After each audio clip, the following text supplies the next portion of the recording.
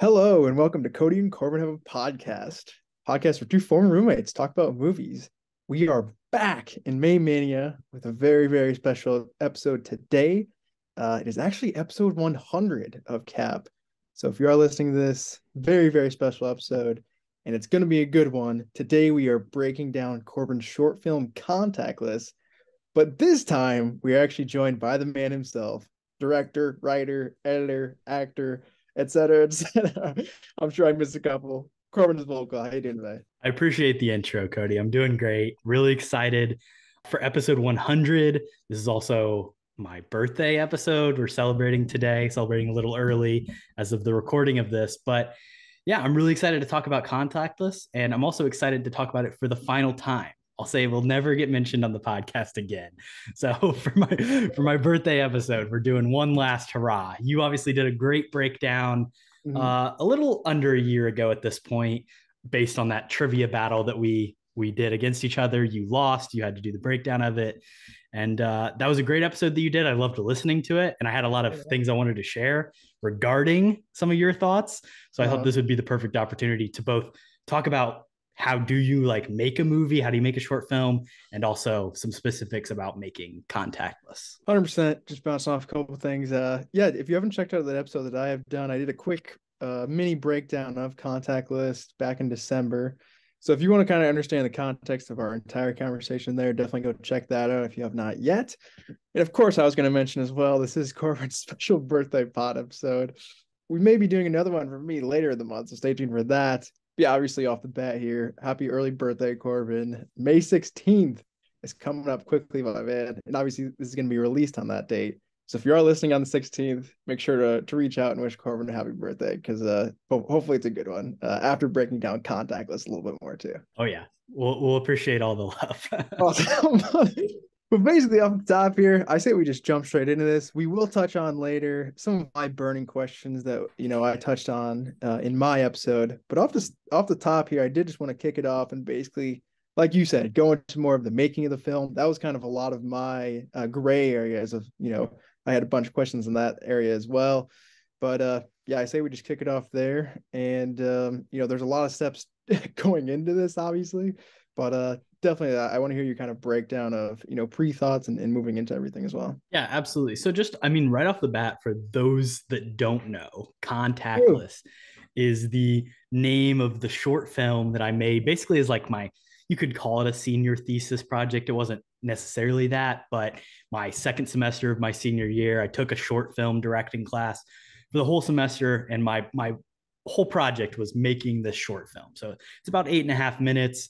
It stars some former guests of this podcast, Jack Loud, as well as Ben Smith, Austin Nighthauser, Jacob Hughes, all in some smaller roles. And then also it stars Chris Duncan, who has never made a podcast appearance, but I mean, there's still time for sure.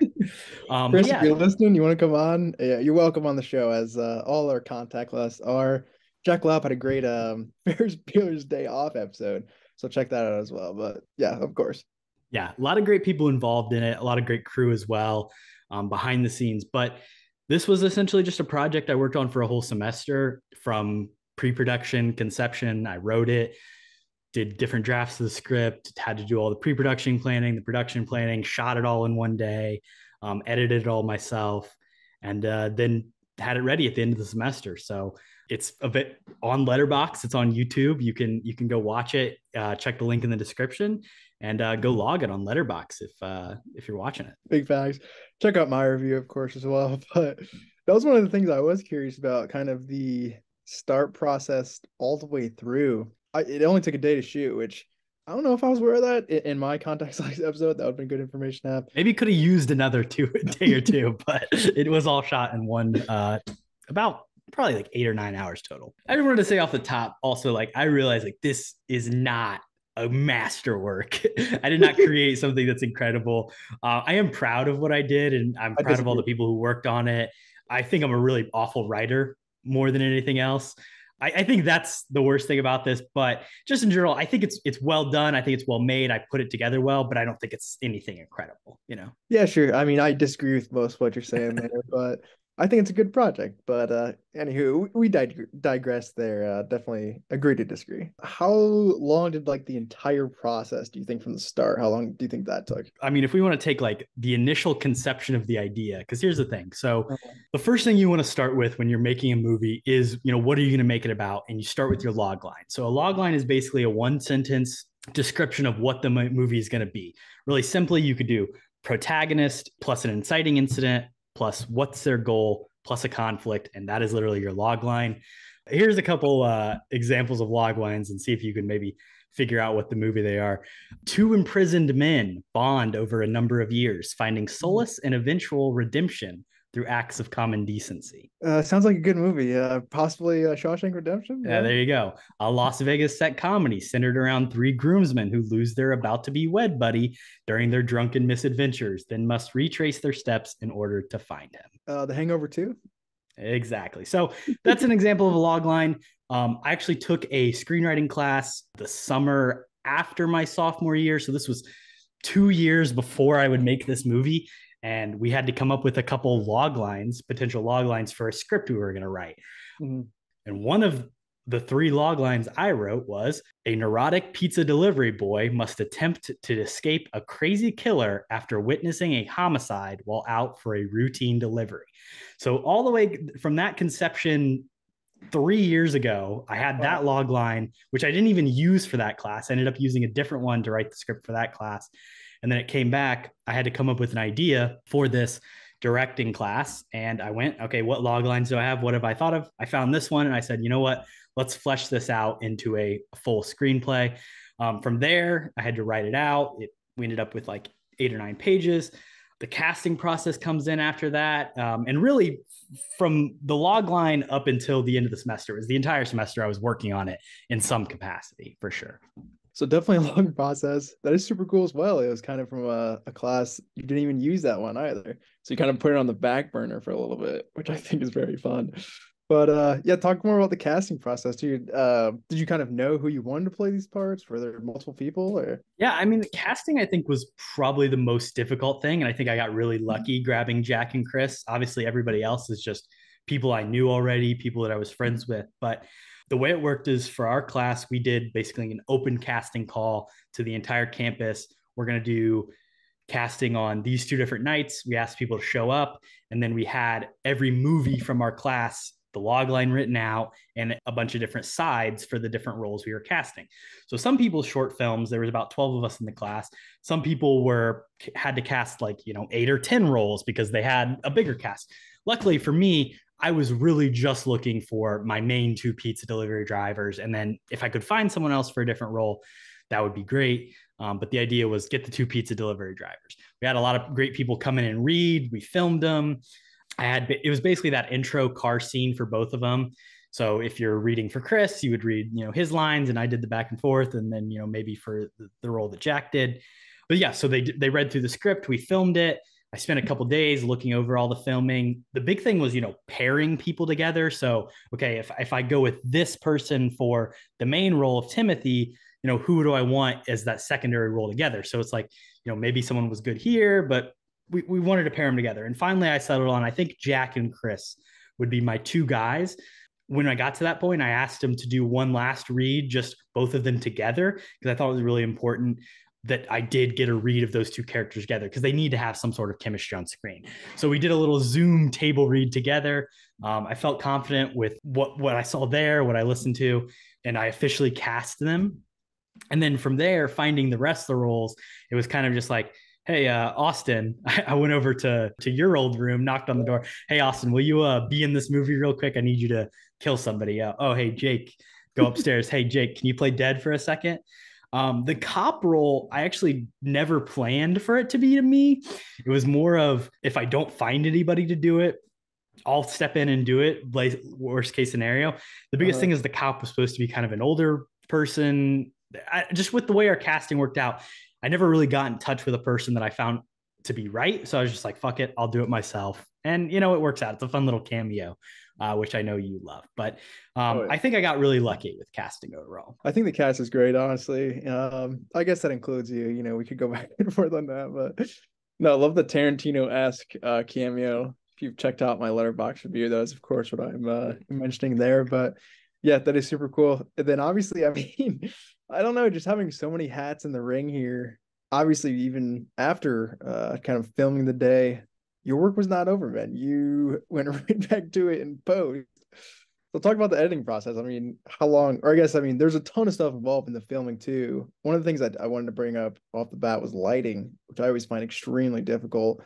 Did you have any kind of big things in the shoot that you wanted to talk about or anything like that? Well, I got to give a shout out. I mean, everybody that helped put this together, Colby, Goyette, my man who was my producer, the way the class was worked is that everybody that was in the directing class was paired up with somebody to where they would produce your film that you would direct, and then you would produce their film that they're directing. So Colby directed a great film, Buggy and the Burbs, that I was the producer on, helped him, was there on shoot day, all that. He shot his first actually the weekend before. So it was kind of a good trial run of, as we were doing that shoot, I kind of saw, okay, here's some things that worked. Here's some things that didn't work. Here's things that I know I can do better. Just having that experience every day, you do something, you get more experience. And when it comes to shooting a movie, just going out and doing it is a great experience. So I worked with Colby, who was an awesome producing partner. We did that first day of shooting with him. And then when it came time to do mine, I knew I needed somebody cinematography wise that I could really trust, that could be really strong, and that I knew did great work. That's where Pablo comes in. Pablo, I've worked with him on Boiler Ambassador stuff for the 2 years prior to this project. He works for Purdue Athletics and is phenomenal. If you go and see like any basketball, like in-game footage montages in the last like 2-3 years, there's a good chance Pablo had his hands on it in some way, if not doing the entire thing himself, whether it's shooting and editing. He's extremely talented. He also has incredible camera equipment. We shot this on a DaVinci Blackmagic 4K pocket camera. So he had incredible equipment. He has incredible insight. And I knew I needed to get him to be my cinematographer. And he came in and really helped out with a lot of the lighting, like you talked about, and a lot of figuring the shots out. Obviously, we had it all planned out in advance of a particular shot list, because that's one of those things, you need to know every setup, every shot you're going to get. Over the course of the day, we ended up, I think, with like 50 different shots. And then you take that, 3-4 takes a piece. You end up with 200 different takes of footage that then in post I had to, sift through, which is a whole thing. But when it comes to lighting, a lot of this was shot using natural light, which I think was really great, particularly the daytime stuff outside. We didn't really have to use a lot of extra stuff. We would maybe use some black sheets for some bounce, or just even some fill, just to kind of mess with the lighting a little bit in those daytime scenes, but mostly naturalistic. When it came to the nighttime stuff, that's when Pablo was a huge help, as well as bringing in some artificial lighting was huge. So particularly the car scene where Jack's in the car and he's on the phone, we actually hid like a light up in the dash, and then another one that was bouncing off the mirror of the car onto his eyes to kind of give a little bit of light around his eyes, which I think is great. And then all the stuff in the alleyway with Austin's character and Jack, where the car pulls up. We use some artificial lighting, but then also utilizing, the brake lights of the car to add some red color in the background, and the headlights of the car. But we did provide some additional help there as well. Love that. And that specific scene as well is one of my favorites. Anybody order pizza? I think Anybody order a pizza? it's an iconic line in my opinion.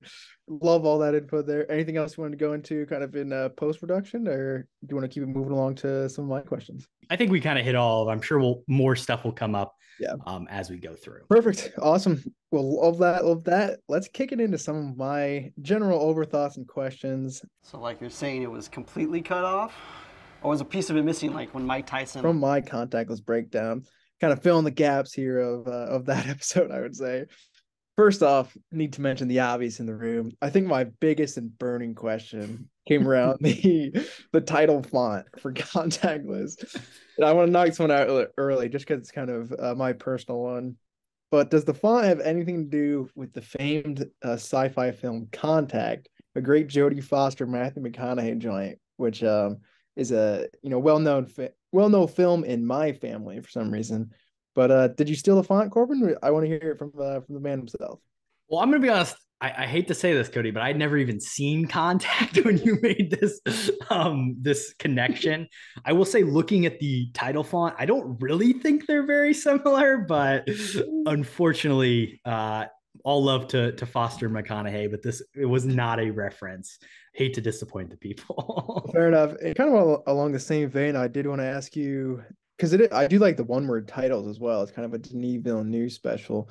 Was there any kind of deeper thought process behind the title name, or were you just kind of keep it simple? Contactless obviously has to do with the whole COVID vibe. I think it is a good kind of theme overall for it, but what was your kind of thought process there? Yeah, I mean, I loved the analysis that you had in the breakdown that you did, where you kind of talked about this idea of like, in reality, there's no contact happening in this. There's no like physical altercations necessarily. It's a lot of off-screen stuff, or even, hinted at violence at different points. But funny enough, I have the screenplay pulled up right here, and the title on the screenplay is actually Contactless Delivery. So it was very late in the process that I decided to just lop off the delivery. And even through production and shooting, I think officially the title was Contactless Delivery. But honestly, I found just in talking with people, in talking to my professor, like people like contactless. They would just talk, oh, your movie's contactless, right? Like that would just kind of flow off the tongue. That's how it was being referred to by the cast. And, I was like, you know what? I think contactless works fine as a title. And like you said, I think that idea of contactless delivery in the kind of post-COVID world was really fitting. And obviously plays a huge role into the story itself. Love that. Would have loved to seen contactless delivery in the contact font as well, but I think ultimately a good choice, shorten it down a little bit. So I love that. Sweet. Just moving on, talking more specifics and scenes and otherwise some shots. Off the top, I did actually just want to touch on the opening scene, which is one of my favorites. And honestly, and I think I said this in my review, but I think possibly another favorite thing of mine of the entire short film is kind of the transition from the opening song of him walking up the steps, and then the transition to like the drumming beat of kind of, the thriller vibes I think it has on it.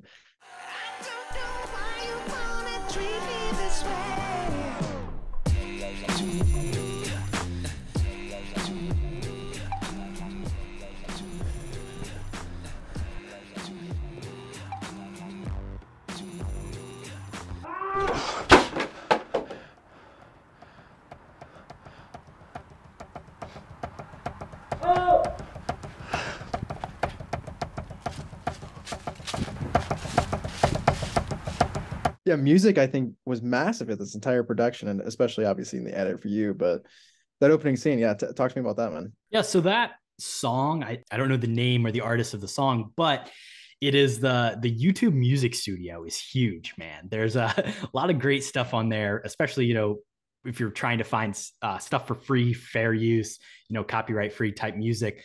The YouTube music studio is where I pulled that song particularly from. But I think it speaks to the character. The first line is, why do you got to treat me this way? It's kind of like this character who's, in a world who's like, why is everybody, forcing me to do things I don't want to do, trying to, make me go outside my comfort zone, so awful, so terrible. So I love that song, but the transition from that into the drumming of the car from Chris, I think is really great. That was actually written into the script in a certain way, but I never intended it for it to be used that way. So we obviously shot on that day, the shot of Chris drumming. The whole idea is you would just look back and he'd just kind of be there twiddling his thumbs. It's written in the script as to a song in his own head is the way it was seen. I didn't know what Chris was going to do. Turns out Chris is a little bit of a musician himself. So he was there, boom, he created an incredible little beat as he was going. And I just I loved the way that sounded. I was like, I need some sort of music here to build tension. Let's go with the diegetic sound of Chris drumming to build that tension out in this situation. And it's just one of those, like, this is why you roll the camera. This is why you get coverage of shots when you don't necessarily know if you need it. This is why you have audio at all times, because you never know when you're going to utilize something in a certain way or something's going to come in handy. So that's uber creative. That is 100% one of my favorite things in the entire film. So shout out to that as well. It's kind of something that kind of just came up on set that day and you kind of just jumped on it. So I love that. Cool. Another thing I did want to talk about in the opening too is, of course, the bloodiness our boys, Jake Hughes and Austin Nightenhelzer, got a little messy here. I kind of want to hear the behind the scenes take on that. How much fake blood did you have to use for the whole process? It really wasn't a ton of fake blood because we were pretty strategic with the use of it. Okay.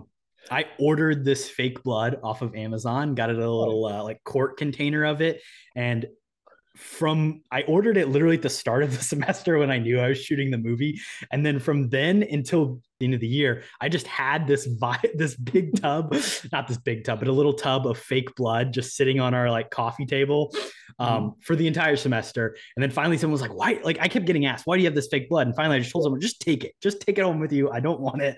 Get it out of my house." And it left. It was gone. So who knows what happened to it? But when it comes to shooting that actual scene, I got to give another shout out to Jake for just letting me put the blood all over him. I know he struggled to get it off in the shower a little bit afterwards.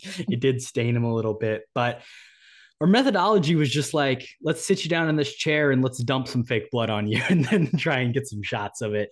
This was definitely a case of, low budget, didn't have incredible makeup or prosthetics that we could utilize. So we shot it in a way that was just real short, quick cuts, try and, leave it up to the viewer's imagination a little bit about what they would see if they got the full image. Yeah. I like that too. Quick cuts, I feel like with horror stuff too, can be super effective. So that makes sense. Obviously, low budget. I mean, you want to keep it at least suspenseful. So I think that makes sense. Cool. Just talking more about kind of the shots in general too. I feel like stuff in the car is always a little bit difficult to film. Well, let's talk about the car, Kody, because I know you wondered, where did this car come from? Yeah. It is a little bit strange because I never had a car for my entire 4 years at Purdue. And it was the case of like, I kind of just was like waiting and be like, what am I going to do? Like, I don't know. I'm not sure. It's like, I could ask Austin, but that seems like a big ask. We're going to have to use it for the whole day and be driving it around. And finally, I decided, I was like, you know what? I'm going to rent a car for this. Really? So it was not supposed to be a van. It was actually supposed to be just like a regular, like sedan, like 4-door car. Yeah. When I got to the rental car agency, they were like, oh, we don't have any cars for you. All we have is this van. And I was like, what the fuck? Like, this sucks. I do not want them to be driving this van. So stupid. But that's all they had. They gave me a discount. So I took that, I guess. And I took the van home. And of course, because of that, we get the great push to start moment that I know you love in the car. It was just written into the script of, hey, they're going to turn the key and they're going to drive off. And then even in my shot sheet, it was turn key. We're going to get a shot of the key turning in the ignition. And then, of course, when I got the car, it was push to start. And I was like, you know what? We're going to make it a funny thing. We're going to include it as a joke. And I think it worked out really well.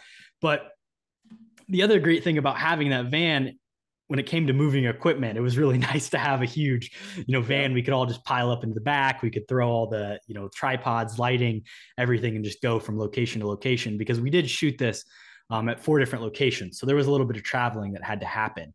And it was also super helpful for shooting stuff in the car, being able to put Pablo just right in the back seat and, shoot everything.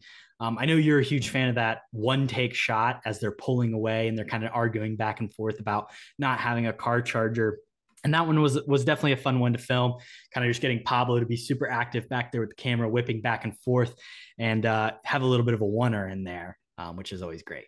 Quick, give me your phone. We need to call the police. What the hell happened back there? And my phone died because we sat in front of that house for 20 minutes, remember? We need to get help now. Do you not have a car charger? Like, how is that even possible? Your job is literally dependent on your cell phone. All right, chill the fuck out. Like I said, you were contemplating getting out of the car from 30% to 0%. Okay, whatever. We need to go to the police.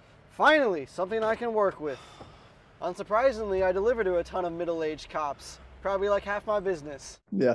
Love the long takes, of course. And I think I said that in my review, but it always, when I see a shot like that, it always reminds me of the La La Land shot of Damien Chazelle, tone his camera and go back and forth. So I love that as well. And the best part about that shot is it's not actually one take, it's 2 takes. Yeah. If you look at it, there is if you like go frame by frame, you can kind of see it, but in the whip pans, it gets lost.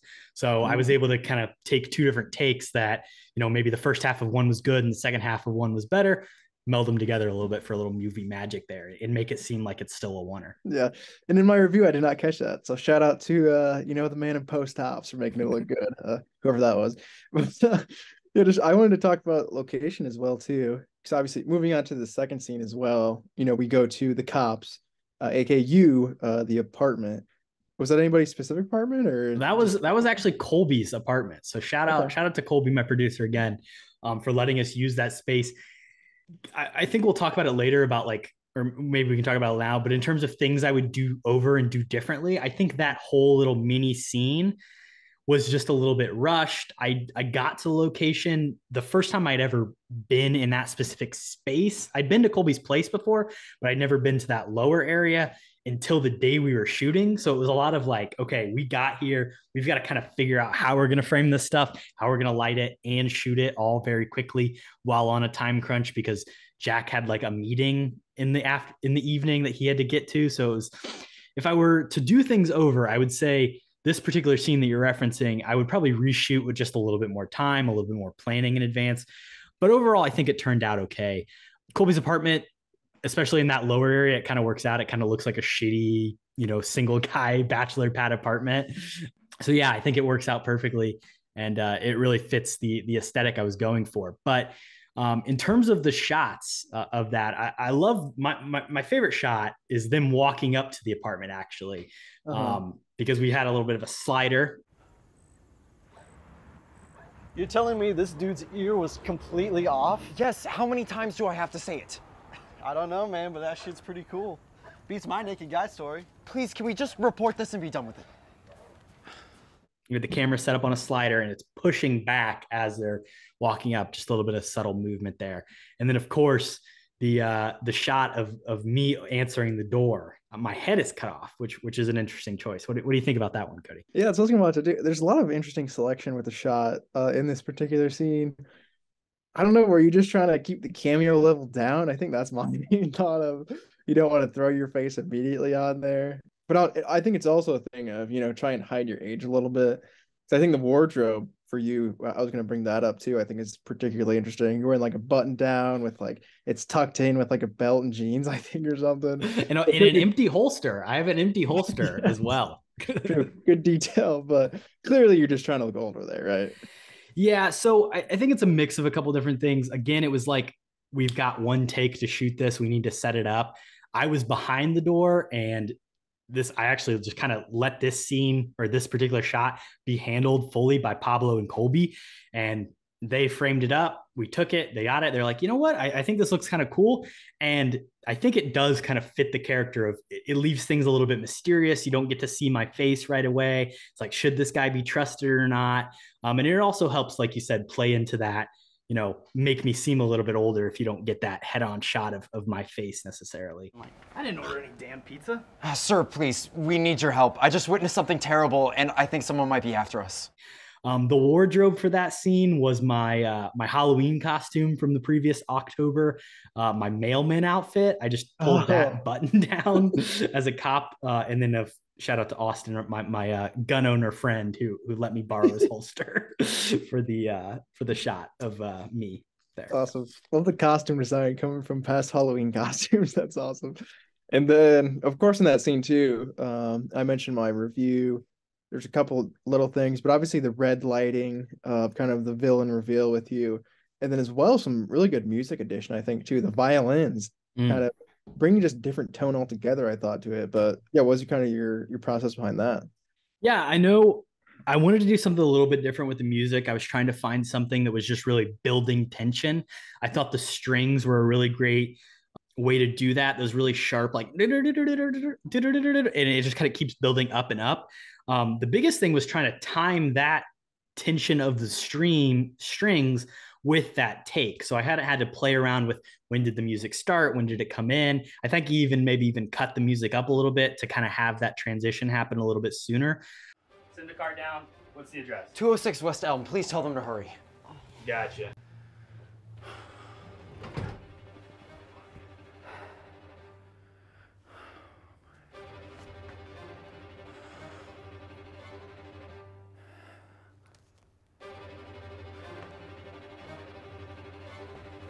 All right, I'm gonna go check on him.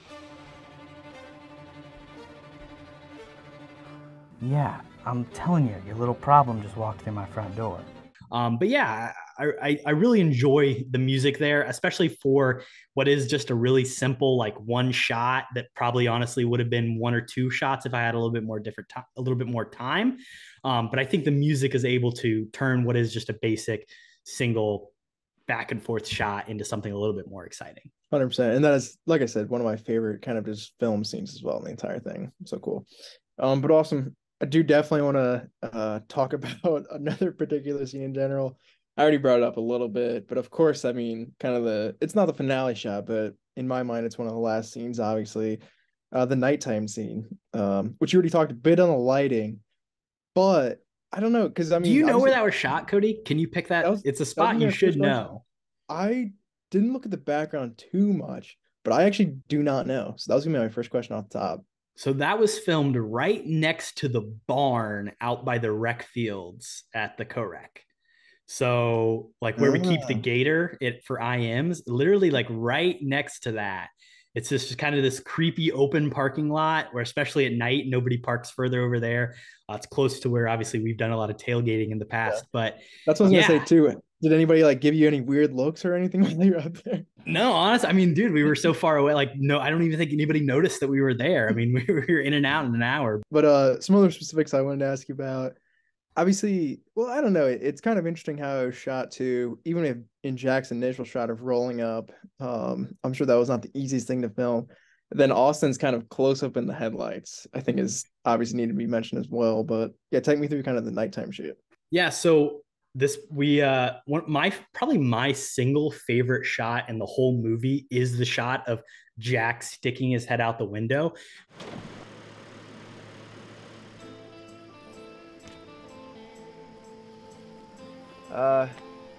Anybody order a pizza? Because it was difficult to do, and it was kind of like the perfect encapsulation of how I'd envisioned doing it. So again, breaking out the slider for the camera, we sat one end of it on the hood of the car, and then the other side we had using a tripod. And then we put the camera on the slider, and as he stuck his head out, we kind of panned the camera over to the right and pushed it over, slid it. And I just love that shot. I love the look of his eyes. You've got the brake light in the background, some cool like blue color light splashing on his face, the orange light from the inside of the car. Just one of my favorites all around, but really cool shot with the slider, good movement. Hey, did anybody order a pizza? Yeah, the stuff of Austin in the headlights. I love that stuff. Austin, you commented on his fantastic acting. I think especially the look of him. Oh shit, I'm about to get hit by a car, is really great. Especially when you put it in slow mo, it gets even better.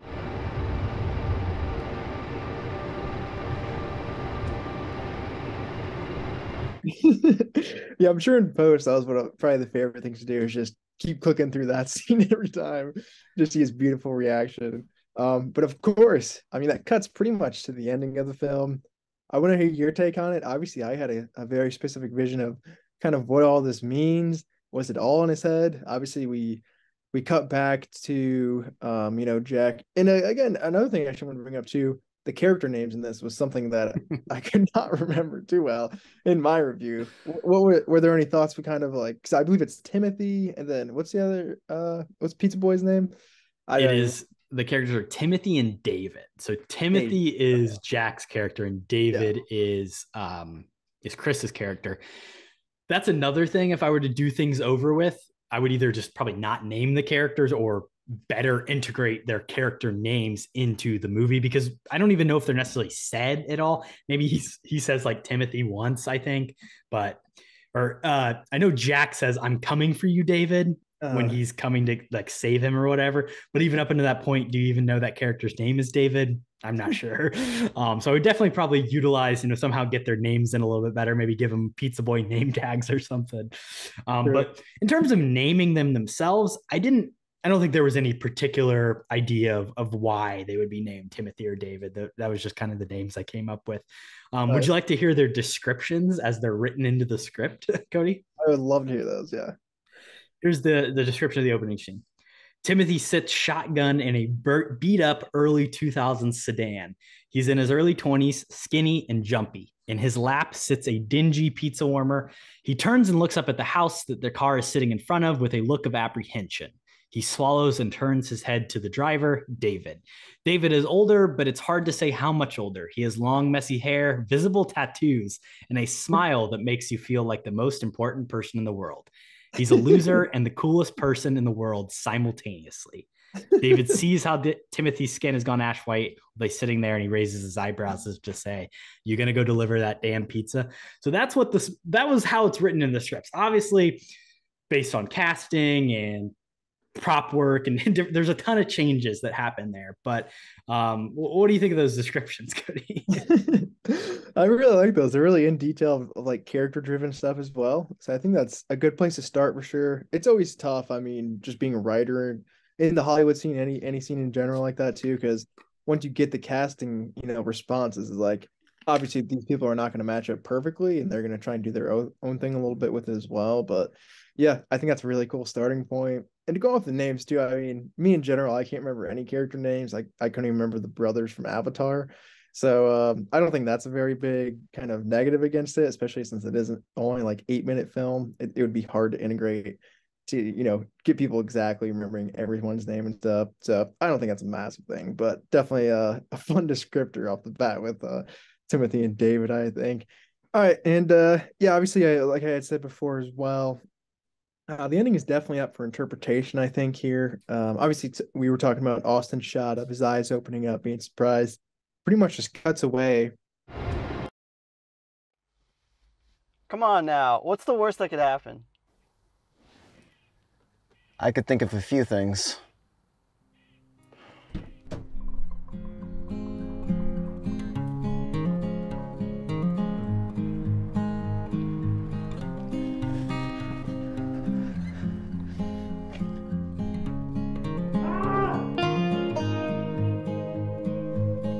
Pretty much to kind of the opening scene, kind of what we saw of Jack going, or Timothy, excuse me, going back up the steps. Different music this time, which I definitely wanted to ask you about. And obviously, when he puts down the pizzas again, we do hear the audible yell that we heard the first time. So I had an obvious take on it in my review, but I'd love to hear kind of your thought process behind it. Do you know whose yell that is, Kody? Yeah, I assume it's Jake Hughes, but I'm gonna guess it's you. It is me. In fact, I didn't feel like making Jake yell, but funny enough, I had to record me yelling, right? So like that obviously is a bit of an awkward situation, or it can cause some problems.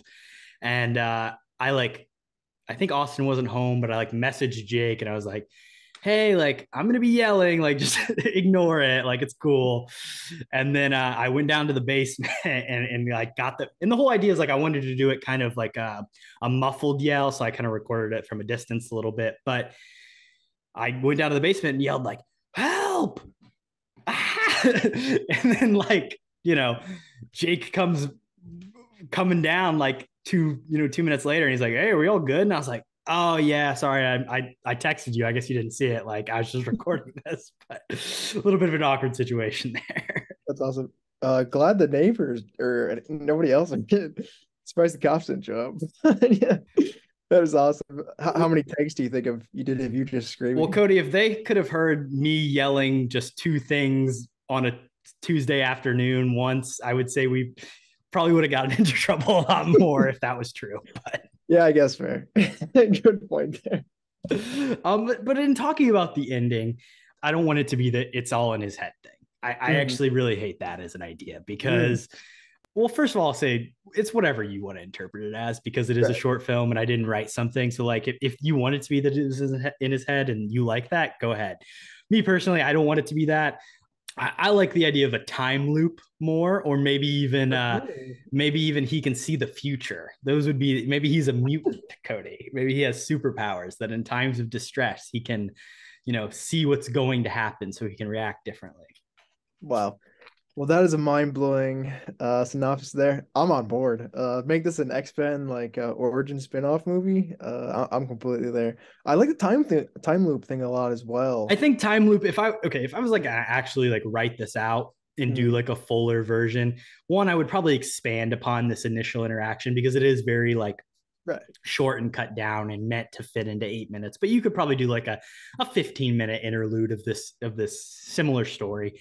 If I was going to continue to write it out, I think time loop would be the direction I would go. But then the other thing that you've talked about is if you want to make it that it is in his head, but then just like have it be a complete fake out, and then the movie is about some other thing that happens. So I like that idea as well. It's like he predicted this crazy thing was going to happen, but then in reality, oh shit, like it's a whole nother crime thing you have to deal with.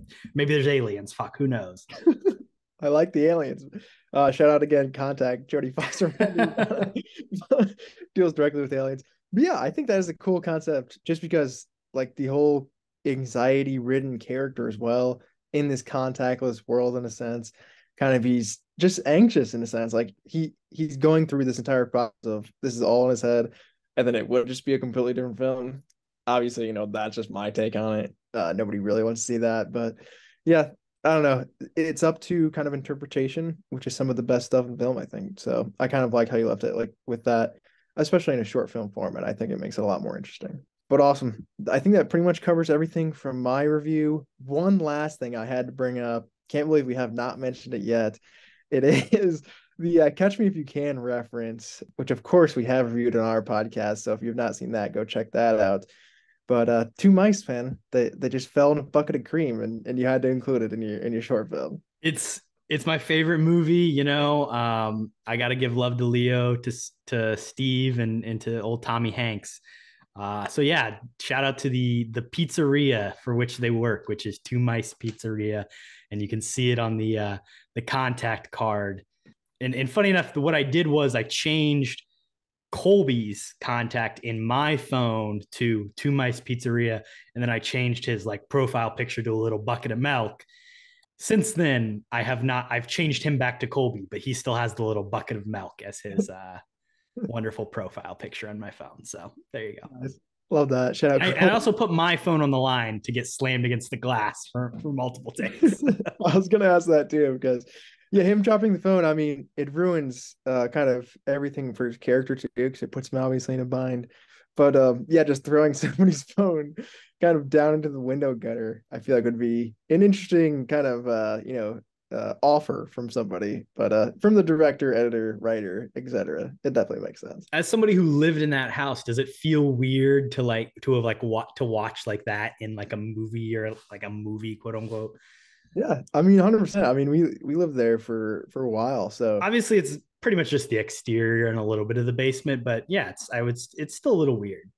It's still cool, I think. Like, imagine like your childhood home is like in this Hollywood film all of a sudden. It's kind of like that feeling of, this is a strange sensation for me, but no one else will understand. So I kind of love that. But cool. Did you have anything else you wanted to mention? Kind of just anything in general before I get to some of my more specific questions for you? No, that's all I got for now. I'm really curious to see what questions you've got for me lined up here. All right, sweet. I will open the floor to myself for some, and these will be all over the place. But for me, kind of the thing that I wanted to start off with, and this will be pretty broad, but who would you say is kind of like your biggest directorial influence? And it could be specifically from this film or just in general, I guess. But I had a suggestion for you. Obviously, Tarantino appears in all of his work, so that's the clear one here, I think, on my end. But yeah, I don't know, just like what's your thought process even behind kind of the directorial position?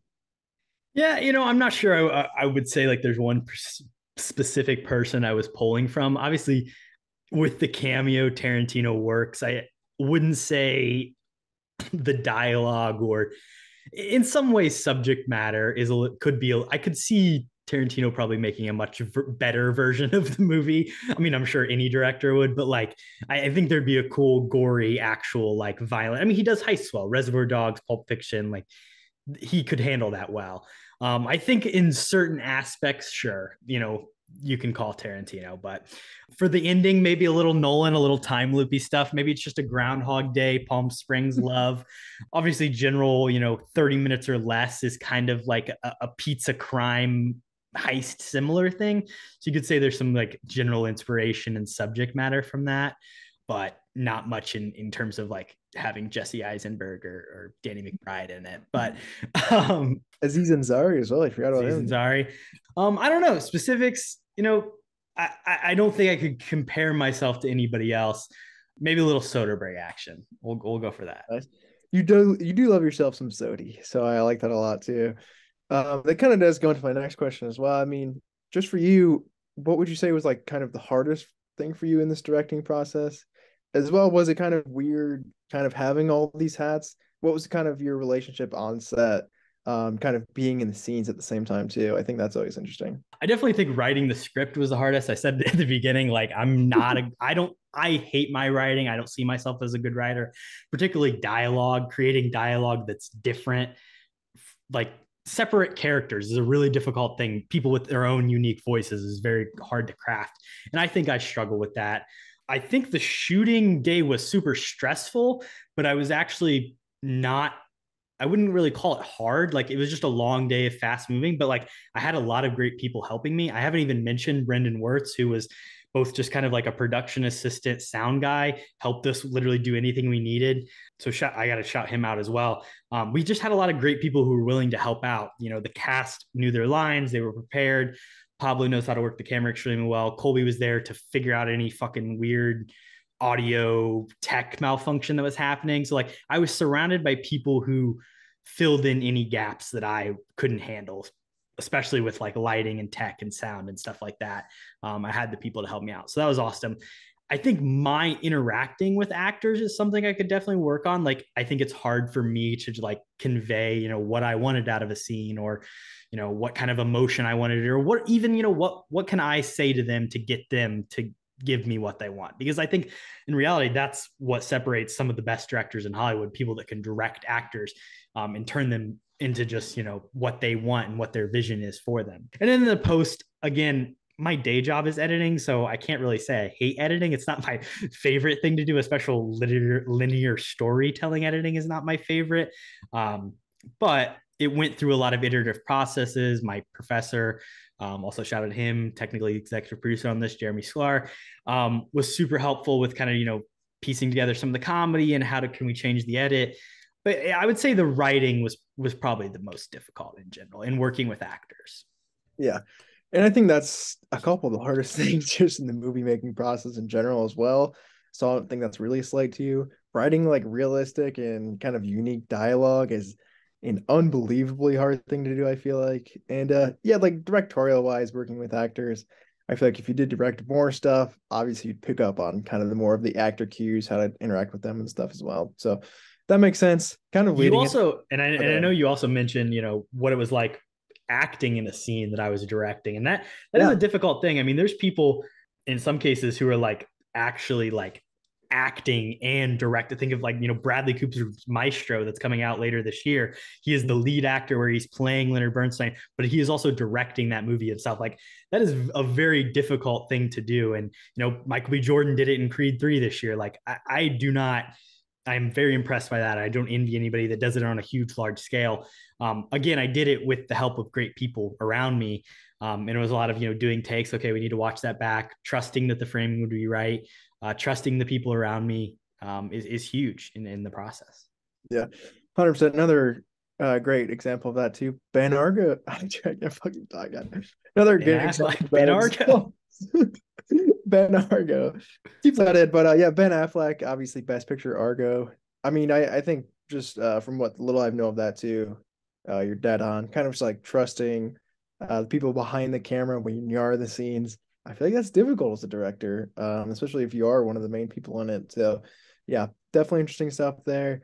But kind of moving on to a similar vein of what we were talking about, and you already mentioned earlier, but did you have anything else specific that you would want to do differently if you could go back in time, say?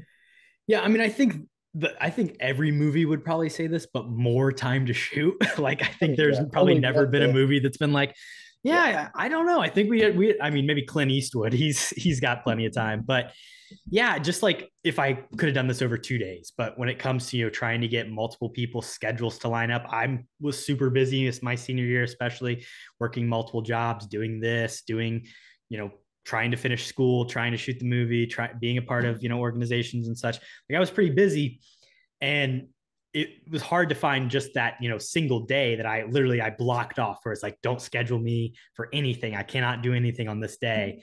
and it would have been nice to have a couple more hours to shoot. That would be the number one thing for sure. I would also wonder, like, if I handed this off to like a professional editor, hey, how much better could it be with some really good sound mixing, some really good piecing together? I think, maybe things would be a little bit better, or even if I went back and re-edited it now with like the skills that I have after, a year of working and doing it every day, I'm sure I could probably make something that would be better. Yeah, and I was gonna say, I think technically you are already a professional editor. So, semantics there, but yeah, I like that. It's always kind of the nitpicky stuff, and only one day to shoot, I feel like, is definitely a tight schedule. But that is a good point. I mean, you're a busy college student, you're working all the time. It is hard just to get one day of doing nothing. So even if accomplishing that, I think is impressive in its own right. Yeah, because I mean, and just like I didn't detail like the specifics of the schedule, but like we shot from basically like 11. We all met up at like 11 a.m. Got the first shot of Ben in his underwear, getting the pizza delivered to him. That was the very first shot we did, which we haven't talked about. It was the very first shot. We shot from like 11 to like 6:30, and then or maybe 6. Jack had like a meeting at 6:30. Then we went and had some dinner, and then we met up at like 8 and then shot for another like 3 hours. And that was all the time we had to, put the whole thing together, which then when you say, oh, here's 8 minutes that you got out of that, 9 hours, it's a little sad, but that's what it takes. Yeah. A lot of, probably footage on the cutting room floor, but hey man, that's the movie making process. We shot Colby's movie from like 11 a.m. to 11 a.m. the next day. We were shooting all through the night. It was like 5 a.m., but then they woke up early. Yeah, his movie was a long shoot. Love that. And yeah, somehow we have not mentioned, I don't know what kind of music it is to call it. It's like the do do do do do, like kind of flashback in black and white of the, of course, no clothes pizza delivery. 3 years. And the craziest shit I've seen is some dude wearing nothing but a crisp pair of white socks. At least he tipped well. Was he wearing any clothes, Korbin? I think that's the burning question here. He was unfortunately in some shorts. And the thing is, that shot specifically, actually, I would really like to do over. I would have loved to get some more pizzas. And again, it was the very first shot we did. It was the only shot we were doing at that location. That was Ben's house that we shot that at. And then we were moving up and meeting up with everybody, the full cast. I would love to redo that shot with more pizzas, maybe from a wider angle, because the whole thing is supposed to be that he's just supposed to be standing there like in a pair of socks. So I would love to do like a full wide shot of it, pizza boxes covering his groin, and get the comedic bit. I kind of had to fake a little bit with the edit, do like a slow-mo. That's where I had to play around, and I'm not super happy with the way it looks. I would have executed it differently had I redone it. Yeah. Because honestly, I had like maybe 2 seconds where you couldn't tell that he was wearing underwear. So I had to make it slow-mo. That's what you had to use. Yeah. Fair enough. Yeah. Always stuff you can look back on, but still a fun shot regardless. But sweet. Moving on to a couple fun questions for me at the end here. I think you actually brought this up, but if I was in this film, Korbin, what role do you think I should have played? I mean, listen, I would never want to take anything away from Austin, but I think the little goon henchman give you a couple speaking lines. I think that'd be great. You'd be my partner in crime, literally. Yeah, I think that would be the best one, or see you get murdered. Either of the roommate roles would have been perfect for you, Kody. I agree. I think honestly, I think me getting murdered would probably be funnier, but I think I could deliver some of those great lines as well that Austin had as well. So here's the question, Kody. Say if I know you said you wanted to be in it, but would you have tried for a lead role? Would you have been gunning for Timothy or David? I probably would have auditioned for David. I think you would definitely fit the David role way more. Yeah, Timothy, I don't think would have been a great fit for me, but I can be kind of the sidekick guy, like with some quippy one-liners, and be like, "Bruh, what are you worried about? Like, go fucking deliver the pizza." But yeah, I would have been down for any role really that you would have cast me in. So yeah, no complaints. Should have failed your classes, stayed another year at Purdue, Kody. That's your problem. Missed opportunity. But awesome. One final question for me, and I actually don't even know the answer to this in general. Have you been working on any other things? What is your next project? I have not been working on anything else, sadly, Cody. I think the biggest reason is the whole writing thing. Like I don't see myself as a writer. I don't really think I have a story that needs to be told necessarily either, right? Like just to me, I don't know. I'm not a writer. If I had a script that someone wanted me to shoot or do something with, yeah, then maybe I'd have some fun. So Cody, get to writing, and then maybe we can work on something. I'm always saying the same. I mean, listen, my girlfriend is literally a writing college major, like double, and where's her scripts at? That's what I'm always asking for. So. And she got a special shout out in this special thanks to. She did do some. She did some script supervising, some script rewriting, not rewriting, but some. She did help on the script. So yeah, shout out to her. Well, special shout out to me and Naki, of course, KHAP favorite. And yeah, maybe me and her will pair up on a script, and we'll get the whole gang back together and make a little film. But there you go, and you could finally be in it. I think you should 100% work again, if I'm being completely honest. But in terms of like working on stuff, I mean, like I said, I edit every day as my job. You can check out my work. Professional, of course, in various places. So at times, and then I edit this, of course, as well. So it's hard to sometimes find the passion to go do it more. That is true with the madness of May Mania. I'm sure you have no time this month. Yeah, understandable.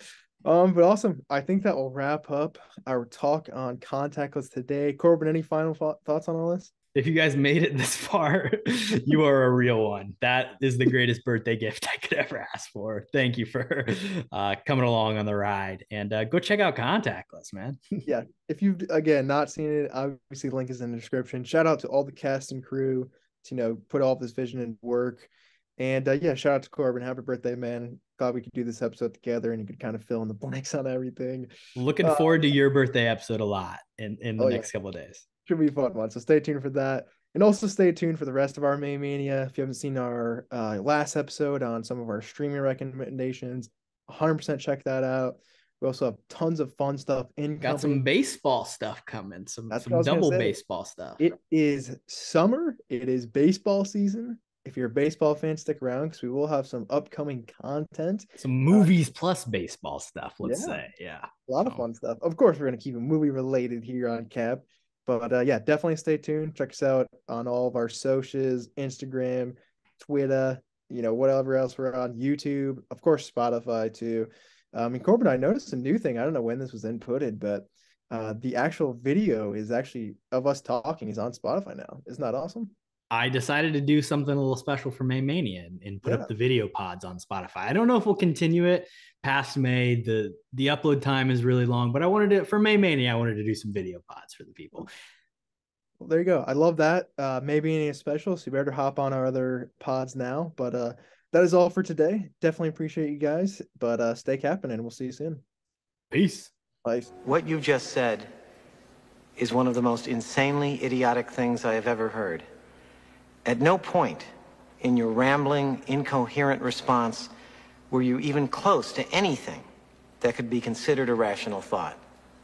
Everyone in this room is now dumber for having listened to it.